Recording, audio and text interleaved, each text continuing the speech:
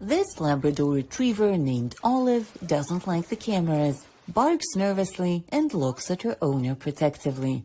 Olive was adopted 2 months ago. So I had a lab puppy for about 14 years. Unfortunately, lost her to cancer at the beginning of the pandemic last year, so around end of January. But literally almost a year to this day is when I found Olive, or I should say Olive found me. A local group of volunteers helped Shaila Manyam find Olive and later adopt her.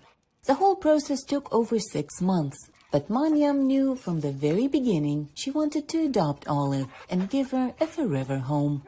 So I think I got the call on like a Thursday, and then I think they agreed to sort of wait till Saturday when I could drive out to the shelter to see her. But yeah, if I hadn't taken her, I know there would have been another, really wonderful family that would have loved to have had her too.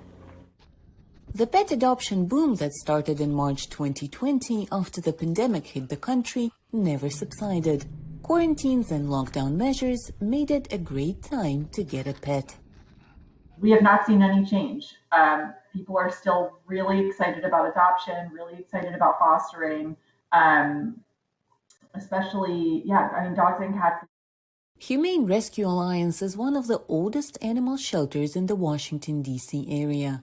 And while in early spring of 2020 they had 30 dogs in their shelter, this year it's half the number. For many, having a pet at home means invaluable emotional support for them or their children. We have had several adoptions of small dogs that were adopted to be emotional support animals for kids with autism or some other kind of PTSD or some other issue that they really needed help with. Others just want the company.